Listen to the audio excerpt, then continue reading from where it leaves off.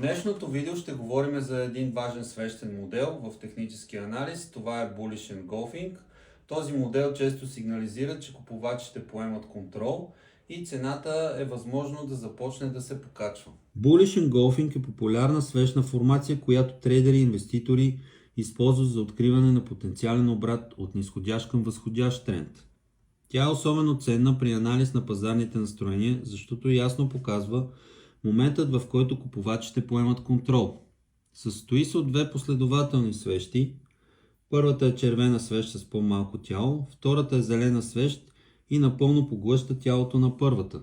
Това показва рязка промяна в контрола над пазара от продавачи към купувачи. Bullish Engulfing се появява най-често след низходящи движения и сигнализира, че продавачите губят сила, а купувачите започват да доминират. Силата на сигнала нараства, когато обемът на търговия при втората свещ е над средния. Появява се в близост до силно ниво на подкрепа.